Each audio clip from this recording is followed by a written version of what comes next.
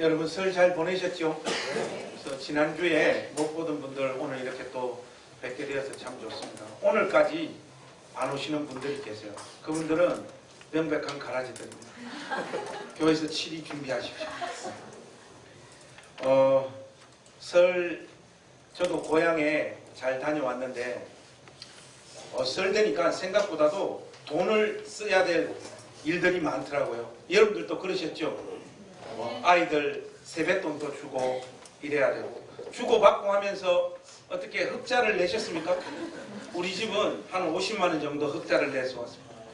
이번 달은 자식들 등을 쳐서 버티기로 제가 그렇게 마음을 먹었어요.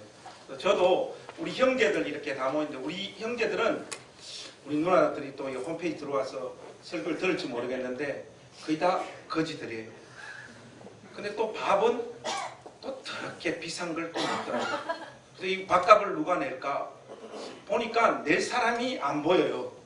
불안해서 어떡합니까? 믿음의 용기를 가지고 제가 밥값을 질렀어요. 이게 28만 원인가 나오더라고요. 야, 좀 무리를 했다. 그러나 또 뭐 어떻게 되겠지 해서 그 다음날 우리 그 고향 후배를 만났더랬어요. 만나고 뭐 이런저런 상담도 좀 하고 조언도 했지만 조언을 이렇게 해줬는데 상담비를 저한테 또 주더라고요. 거의 30만 원. 그래서 2만 원 저는 흑자를 받는데 우리 아이들이 뭐 이렇게 저렇게 세배하니까 여기저기서 돈을 많이 주더라고요. 참 그것도 살림 어려운 분들은 보통 일이 아니겠다 이런 생각들 참 많이 했습니다. 어쨌든 여러분 가정과 가문에 하나님 은혜가 늘 풍성하게 넘치시기를 우리 주님의 이름으로 축복합니다.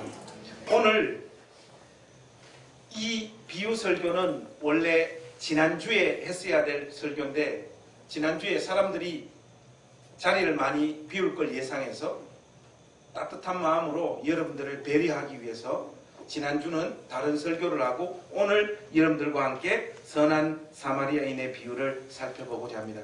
여러분들도 잘 알다시피 이 선한 사마리아인의 비유는 너무 많이 들었습니다. 그래서 심지어 믿지 않는 사람들도 선한 사마리아인의 이야기에 대해서 잘 알고 있습니다. 그들은 비유라고 하는 용어를 사용하지 않고 이야기라고 하는 용어로 이 스토리를 다 알고 있어요. 그래서 여러분 캠브리지 대학에 우리나라의 그 유명한 장하준 씨라고 그분 책 제목도 나쁜 사마리아인 이런 책이 있잖아요. 그건 뭔가 하니까 약소국들 못 사는 나라의 선진국이 경제적 원조를 하지만 궁극적으로는 그 땅을 다 잠식해서 갈취해 먹으려고 하는 그런 어떤 악한 경제적인 액션들을 비판하는 그런 책이 그 장하준 씨의 나쁜 사마리아인이거든요. 그것뿐만 아니라 또 이 성경에 나와 있는 이 비유 이야기를 토대로 법조계에서도 선한 사마리아인의 법이라는 게 있어요. 예를 들면 길거리 이렇게 가다가 어떤 사람이 숨이 꼴딱꼴딱 넘어가요. 그러면 여러분 우리는 부모님들로부터 주변 사람들로부터 보통 어떻게 교육받습니까? 거기 어설픈 실력으로 걔 도와주려고 했다가 그 사람한테 탈 생기면 너 절단난다. 그때 그 사람 함부로 도와줘서는 안 된다. 뭐 이런 이야기들이 정서적으로 우리들 가운데 들려지고 있는 것이 사실입니다. 그래서 만든 법이 뭐냐? 선한 사마리아인의 법이에요. 예를 들면 심폐소생술 하다가 심폐가 소생되면 좋은데 소생되지 않고 하다가 사람이 죽어버려요. 그때 나쁜 의도나 고의적으로 그런 것이 아니고 선한 의도로 그 사람을 도와주다가 사고가 났으면 이 사람이 형사적으로 처벌을 받지 않도록 만든 법이 선한 사마리아인의 법이에요. 이 이야기를 통해서 예수님을 따르는 신앙 공동체 안에 형성되어져 있는 어떤 문화들도 많이 있지만은 이 스토리로 말미암아 믿지 않는 세상에도 책 제목이라든지 뭐 법이라든지 이런 것들이 많이 양산되어 출현하고 있을 만큼 이 이야기는 유명합니다. 그러다 보니까 제일 고달픈 사람이 누굽니까? 목사예요. 왜냐? 여러분들이 하도 이 본문을 가지고 설교를 많이 들었기 때문에 더 이상 여러분들에게 전해줄 만한 내용이 새로운 것이 존재하지 않아요. 그러다 보니까 목회자들이 오바를 하기 시작을 합니다. 이 본문에서 그동안 여러분들이 들어보지 못한 메시지를 증거하려고 본문을 심층 분석을 해요. 그러다 보니까 어떤 자리까지 나아가는가 하면 본문에서 등장하는, 예를 들면 선한 사마리아인은 예수님이고, 여관은 교회고, 기름은 성령이고, 이런 식으로 막 가는 거예요. 은혜가 좀 됩니까? 여러분, 저도 그렇게 설교하면 한 5분 만에 설교 한 편씩 다 준비할 수 있을 것 같아요. 근데 그런 설교도 난무하기 시작을 하고, 이 본문에서 말하고자 하는 어떤 의도가 완전히 빗나갔는데도 불구하고 성도들은 그 메시지를 듣고 나름대로 적용을 해가지고 충만하게 살아가는 모습들도 발견할 수 있습니다. 그러나 여러분, 설교자는 독특한 설교를 하기 위해서 부름받은 자가 아니고 본문에 기록되어진 의도를 정확하게 캐치해서 있는 그대로의 하나님 말씀을 전가하는 것이 설교자의 사명인 줄로 믿습니다. 이 비유는 율법사의 잘못된 이웃 개념, 그것을 교정시키시고 동시에 이웃에 대한 신자의 의무가 무엇인가를 명백하게 밝혀주는 비유라는 것, 거기에 초점이 맞추어져 있다는 것을 여러분들이 놓치시면 안 됩니다. 한번 우리가 같이 살펴보시죠. 여러분, 이 율법교사 내지는 율법사는 중요한 두 가지 질문을 예수님 앞에 던집니다. 먼저 25절 말씀을 우리가 한번 같이 읽어보겠습니다. 여러분들 25절 한번 같이 읽겠습니다. 시작. 어떤 율법교사가 일어나 예수를 시험하여 이르되 선생님, 내가 무엇을 하여야 영생을 얻으리? 여러분, 그의 직업을 근거로 추론하자면 이 사람은 무엇인가를 진심으로 궁금해서 알고 싶어서 예수님에게 질문을 던지고 있는 것이 아니에요. 그는 율법교사입니다. 여러분, 랍비들의 성경 지식이 어느 정도인 줄 아십니까? 창세기부터 말라기까지 줄줄줄줄 외워댑니다. 이미 그는 구약 성경 안에 존재하는 영생의 근거, 그리고 어떤 자가 그 영생을 취득할 수 있는가에 대한 내용들이 그의 마음에 다 정리가 되어져 있는 사람입니다. 특별히 시편 36편 18절, 다니엘서 12장 2절에 구약 성경 안에도 영생과 관련되어진 이야기들이 등장한다는 것을 이미 이 율법교사는 알고 있었던 것이 틀림없습니다. 그는 예수님에게 이 질문을 던지는 나쁜 의도가 있었음이 틀림이 없습니다. 26절에 예수님은 그의 질문에 대한 재반격이라고 할까요? 그것을 시도하십니다. 그것이 무엇인가 하면 26절에 보니까 예수께서 이르시되 율법에 무엇이라 기록되었으며 내가 어떻게 읽었느냐, 이렇게 예수님께서 재차 질문을 던지십니다. 그 예수님의 질문 앞에 이 율법교사가 하는 말이 무엇입니까? 27절이에요. 대답하여 이르되 내 마음을 다하며 목숨을 다하며 힘을 다하며 뜻을 다하여 주 너의 하나님을 사랑하고 또한 내 이웃을 내 자신과 같이 사랑하라 하였나이다. 여러분, 이 사람은 예수님의 그 질문 앞에 신명기 6장 5절과 레위기 19장 18절을 그대로 인용하면서 답을 적극적으로 하고 있습니다. 그러니까 예수님에게 질문 던지는 의도는 율법교사에게 나름의 노림수가 있었던 것이 틀림없어요. 25절에서도 그 내용을 내정하고 있잖아요. 여러분들 뭐라고 이야기합니까? 시험하여 가로되. 예수님을 시험하려고 이 질문을 던지고 있는 것이지 뭔가 새로운 지식을 얻어서 예수님 해주시는 말씀대로 살아서 영생을 얻으려고 했던 것이 아님을 우리가 알 수 있는 것입니다. 율법사는 이 질문을 통해서 예수님을 궁지로 몰아넣고 예수님을 이단아처럼 보이려고 했던 것이 틀림없습니다. 일종의 수작을 부리고 있는 것이에요.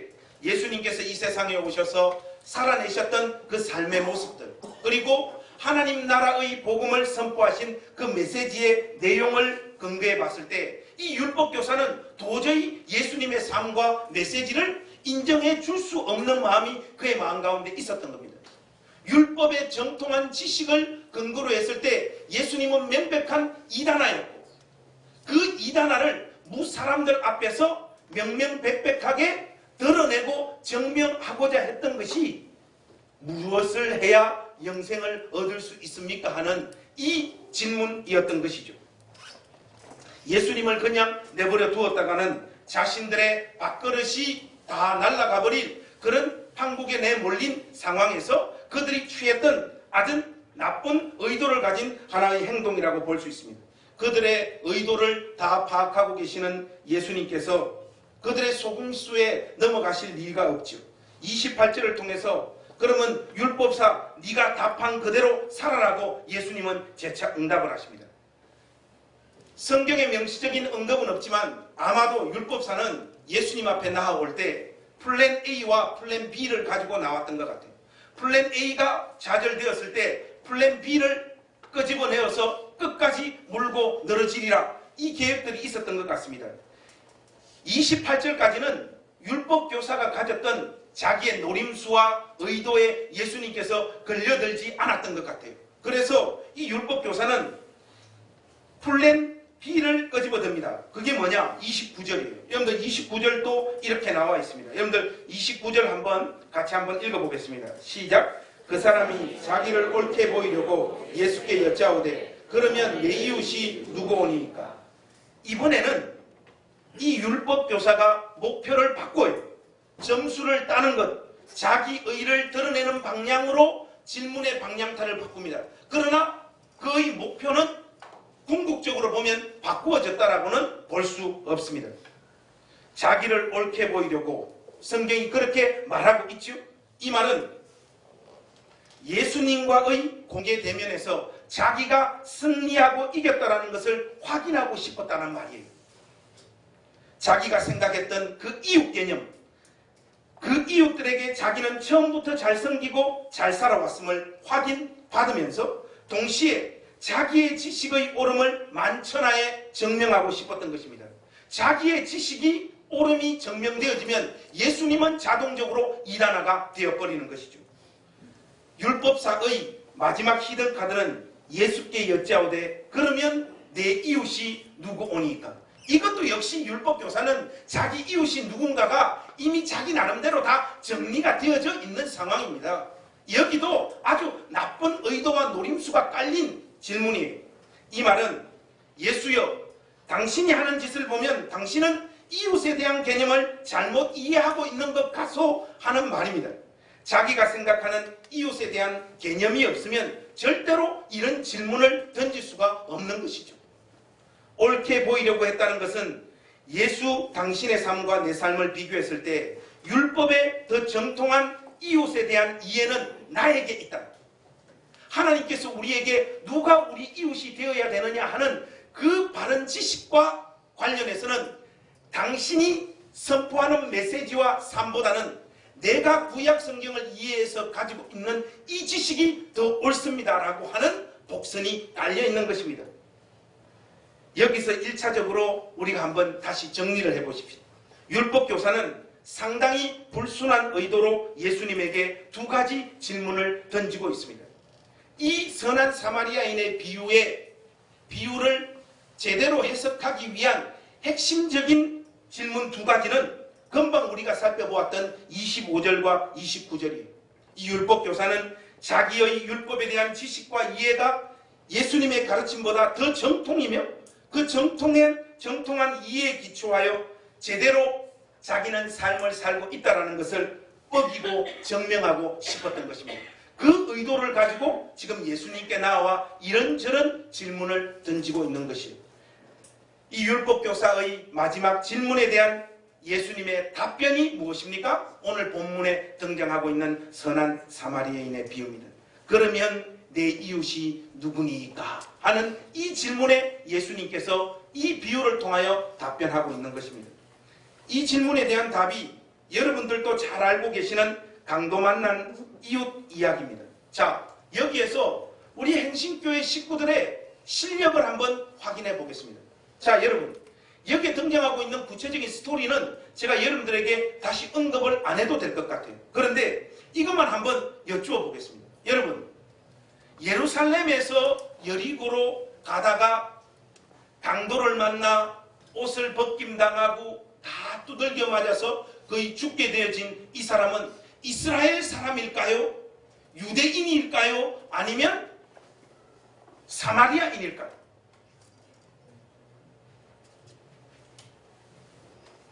이런 무서운 침묵이 저는 무섭습니다. 다시 한번 질문을 드리겠습니다. 여러분, 이 강도 만난 자의 이웃은, 강도 만난 사람은 유대인입니까? 여러분들이 생각할 때 사마리아인입니까? 이 100% 유대인입니다. 목사님, 성경에 나와 있습니까? 성경에 안 나와도 저는 훤히 보여요. 뭔가 임한 것 같아요. 여러분, 이 100% 유대인입니다. 100% 유대인이에요. 지금 예수님은 자기에게 나쁜 의도를 가지고 이런저런 질문을 하고 있는 이 율법 교사 마음에 가장 거슬리는 이야기를 하고 있는 거예요. 여러분, 이 율법 교사가 가지고 있었던 이웃 개념은 세리, 창기, 이런저런 병든 사람, 이방인들은 모조리 다 개입니다. 개. 그들은 우리의 이웃이 될 수 없다라고 하는 확고한 선입견을 가지고 있는 사람이에요. 그의 의도를 파악하신 예수님께서 유대인이 강도를 만났는데 누가 지나갑니까? 레위인이 지나가고 제사장이 지나갑니다. 도와줍니까? 안 도와줍니까? 안 도와줍니다. 그런데 이 강도 만난 유대인을 도와주는 사람이 누굽니까? 사마리아인이에요. 여러분 알다시피 역사 가운데 사마리아인의 출현이 어떻게 되는지 알고 계시죠? 구약 성경에서 남쪽은 유다 지파와 베냐민 지파로 나누고 북쪽은 10지파가 갑니다. 이 북이스라엘이 아수르의 침공으로 말미암아 어떻게 됩니까?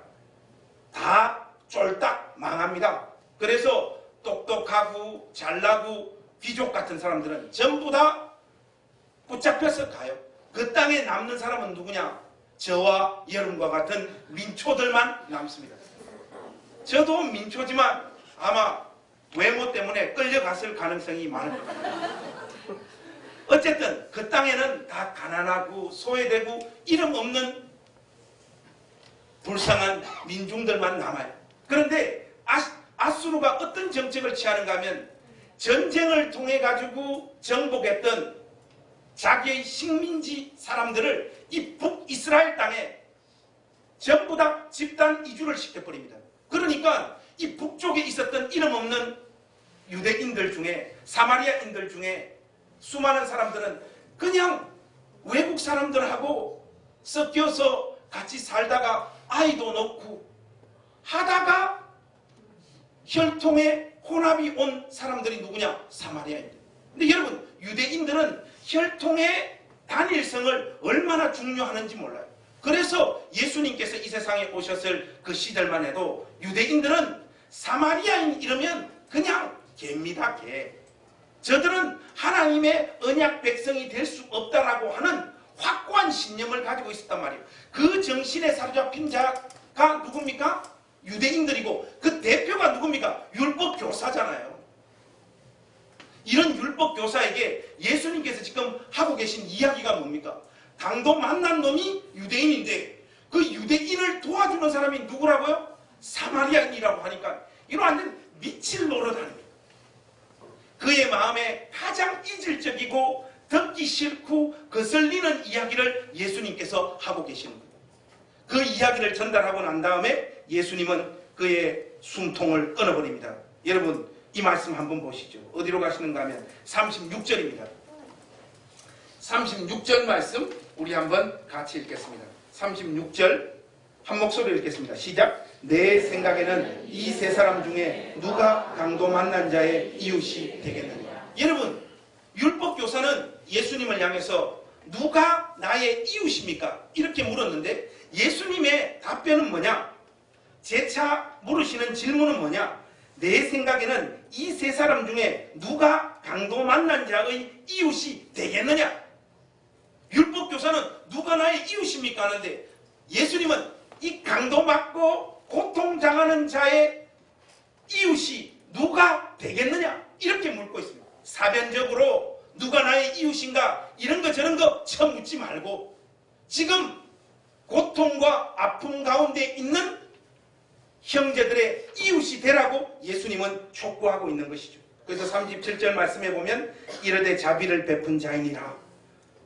예수께서 이르시되 가서 너도 이와 같이 하라 하시니라. 이 말씀을 함으로 이 이야기를 마무리 짓고 있습니다. 여러분, 오늘 이 본문 말씀은 우리에게 율법 교사가 가지고 있는 그 이웃에 대한 편견, 누가 나의 사랑과 은혜와 베품의 대상이 될 수 있는가 하는 이 질문을 예수님께서 완전 뒤집어 엎으시는 내용으로 구성되어져 있습니다.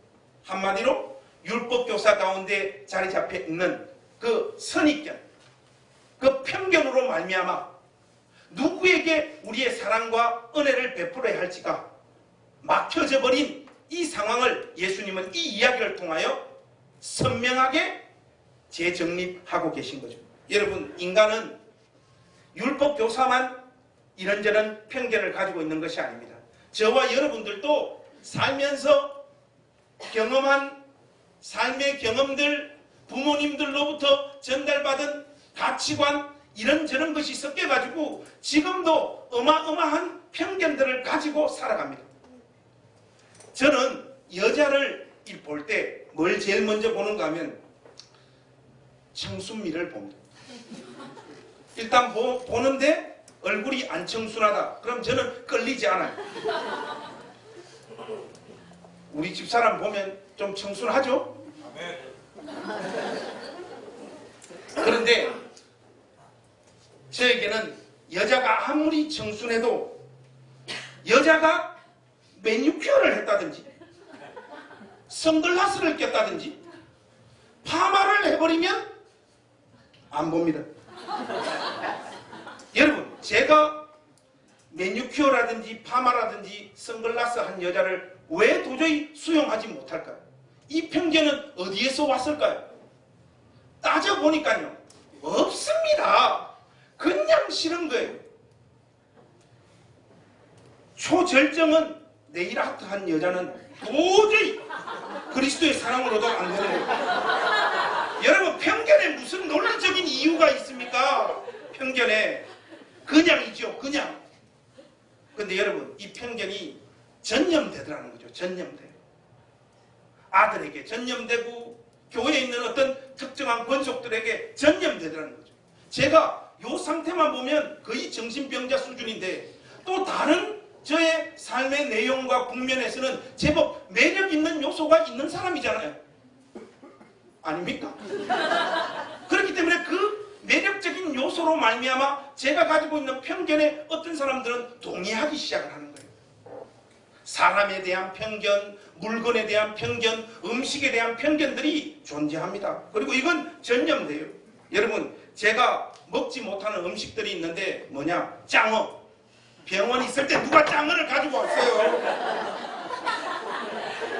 제 생각에는 이 양반 치리해야 된다고 생각하는데 여러분들 어떻게 생각하십니까?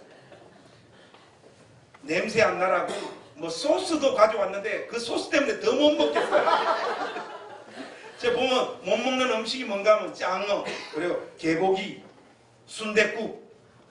울산 가니까 또 회를 사주는데 저는 회가, 여러분, 회는 초장 맛으로 먹는 거 맞죠? 이런 거 다 잘 못 먹어요. 근데 여러분, 제가 이런 거 못 먹으니까 우리 아들 지호가 똑같이 못 먹어요. 이 녀석은 저보다 더한 게 뭐 이런 음식이 나오면 저는 그냥 인격의 이 수양이 된 사람이라 덤덤하게 다른 반찬으로 이렇게 밥을 먹는데 저 녀석은 우에 이래요. 여러분, 우리 지호는 왜 순댓국과 개고기와 회와 짱어나 이런 거 못 먹을까요? 아버지에게 가치관이 전염돼 버린 겁니다. 우리 지은이는 보니까 아주 잘 먹어요. 왜 그러냐? 아빠를 안 좋아하거든. 여러분, 살면서 우리가 가지고 있는 편견이 어디 이런 것뿐입니까? 저는 여러분들 잘 알다시피 경상도 토박이에요.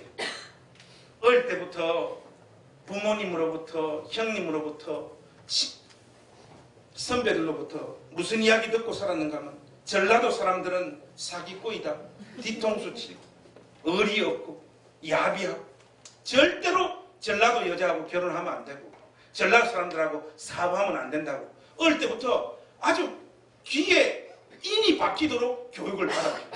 여러분, 꼬마가 그런 교육 받으니까 당연히 그게 저의 가치관이 될 수밖에 더 있습니까?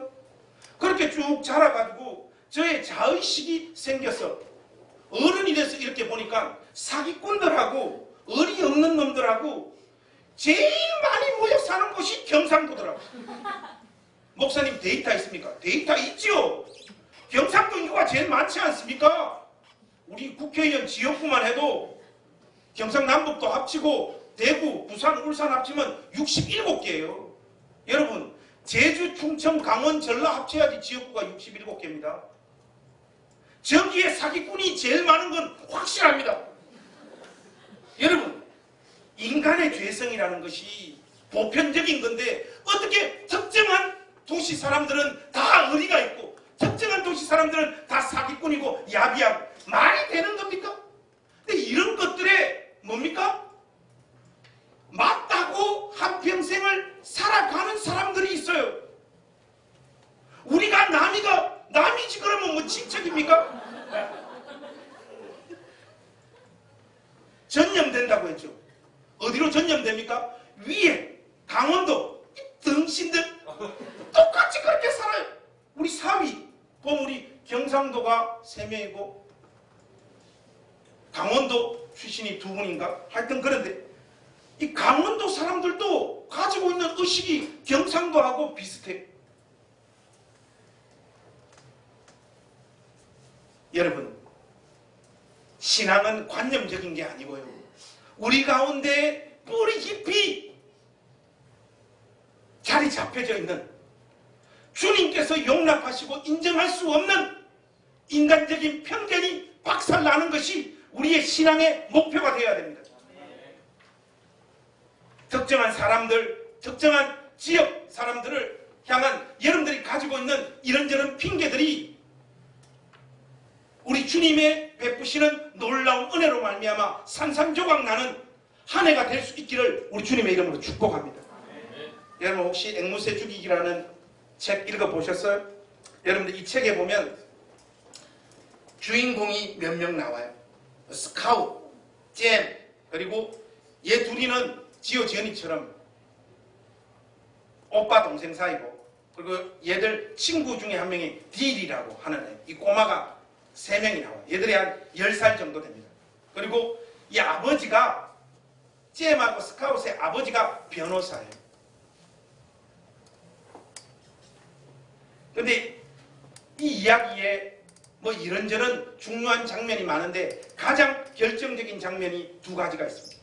하나는 뭔가 하면 그 동네에 이름도 부 레들리라고 하는 사람이 살아요. 그런데 이 부 레들리라고 하는 사람에 대한 메이컴이라고 하는 마을 사람들에 대한 인식이 뭔가 하면 이 사람 본 사람이 없어.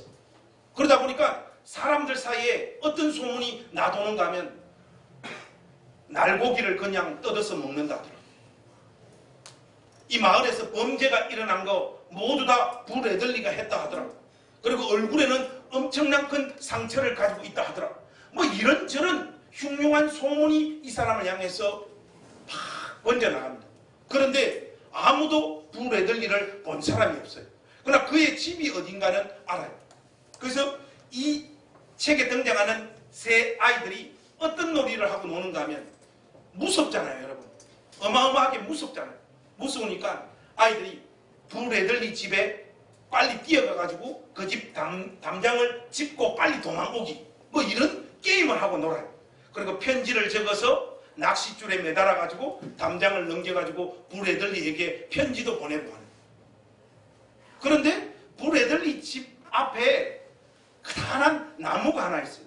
그 옹이에, 그 나무 옹이 사이에 아이들을 위한 선물이 놓여져 있어요. 근데 누가 그걸 갖다 놨는지 아이들은 알지 못합니다. 그러면서 이 이야기가 쭉 진행되어지는데 이 책을 이 책의 흐름을 붙잡고 있는 가장 핵심적인 내용은 이겁니다. 톰 로빈슨이라고 하는 흑인이 있어요. 흑인이 백인 여자아이를 성추행했다고 재판장에 넘겨집니다. 그때 이 흑인 톰 로빈슨을 변호하는 사람이 누구냐? 이 꼬마 아이들의 아빠. 이 사람이 변호를 합니다. 결국 법정에서 톰 로빈슨이라고 하는 흑인은 이 여자아이를 성추행하지 않았다는 것이 명백하게 드러납니다. 객관적인 증거로. 그런데 배심원들이 전부 다 백인인데 유죄해버리는 거예요. 그것 때문에 이 톰 로빈슨은 감옥을 탈출합니다. 탈출하다가 사살당하고 죽게 되죠. 이 재판이 있고 난 다음에 비록 톰 로빈슨은 유죄가 되었지만은 재판 과정 속에 성추행을 당했다고 하는 이 여자아이가 거짓말을 했다는 것과 그리고 성추행 당한 그 여자의 아빠가 술주정병인데 사악한 나쁜 의도를 꾸몄다는 것이 다 드러나게 되죠. 이것 때문에 이 백인 여자아이의 아빠가 해코지를 하기 시작하는데 누구를 해코지하느냐? 이 아이들 있잖아요. 그 변호사의 아들, 아까 말했던 스카웃하고 잼 D를 해코지를. 그래서 아이들이 할로윈데이 갔다 오는 그날 덮쳐가지고 아이들 두들겨 패서 거의 목 졸라서 죽이려고 하는 상황까지 내몰려요. 그때 어떤 사람이 나타나서 발로 뻥 차서 이 아이들을 구출해줘. 구출해서 집으로 데리고 갔는데 이 사람이 알고 보니까 누구냐? 부레들리. 그 이야기가 앵무새 죽이기에 핵심적인 내용입니다. 이 책에 보면 이런 말이 나와요. 난 이게 변호사 아빠가 아이들에게 공기총 사주면서 하는 말이에요. 여러분 한번 들어보세요. 난 너희들이 마당에서 깡통이나 쏘았으면 좋겠어. 하지만 새들도 쏘게 되겠지?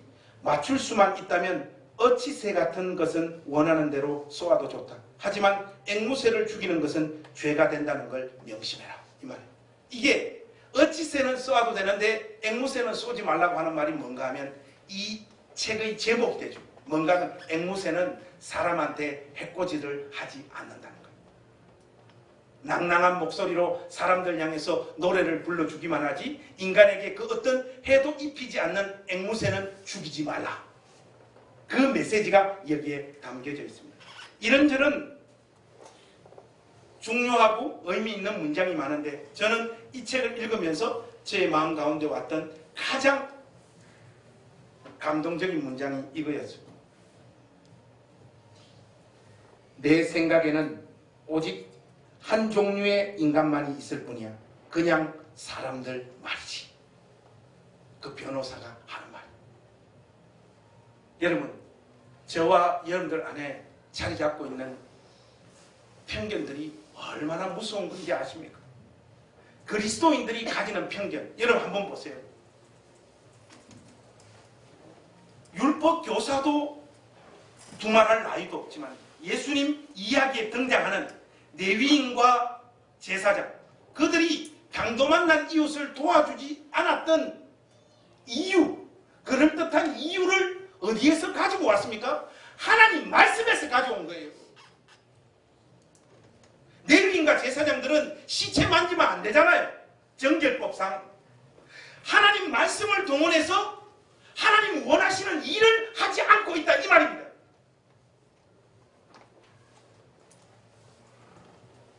이것만큼 무서운 게 어디 있습니까?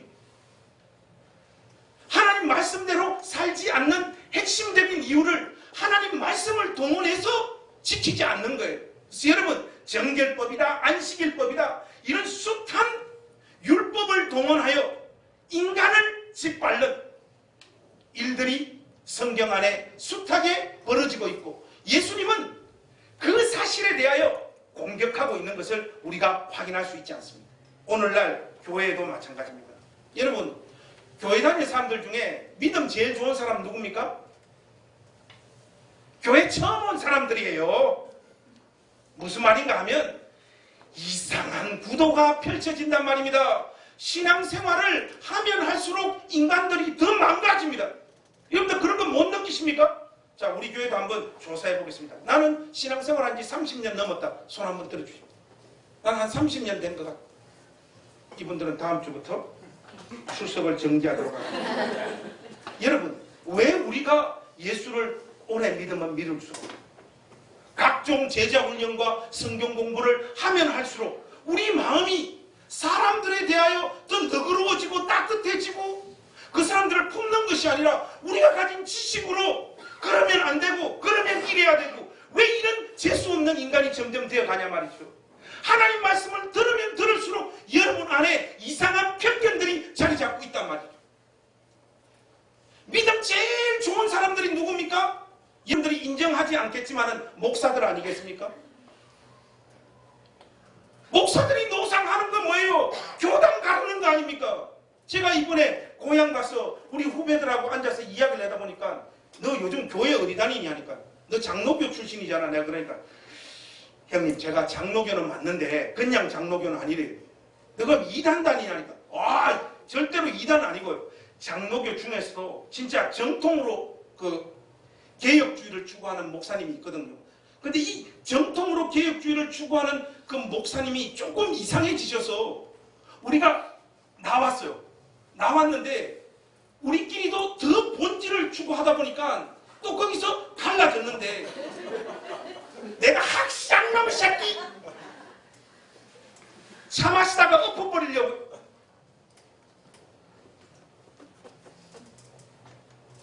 여러분 뭐가 진리입니까? 뭐가 하나님께서 우리에게 원하시는 거냐 말이죠.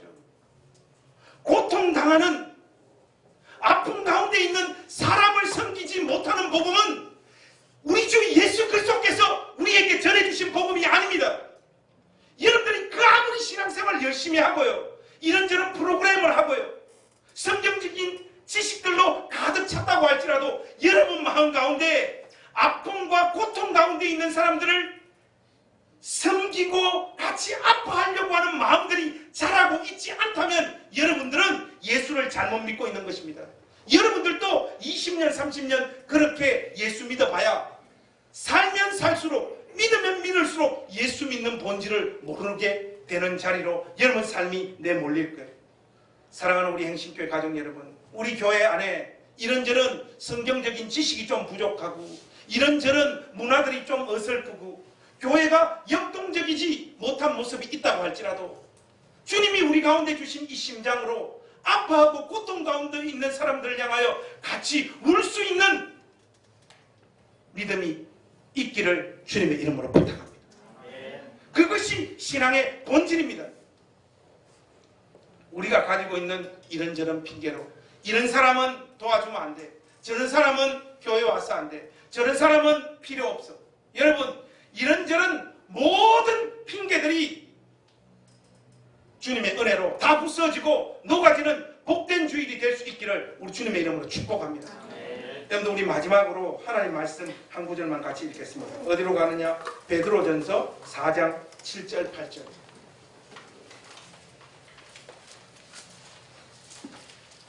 베드로전서 4장 7절 8절.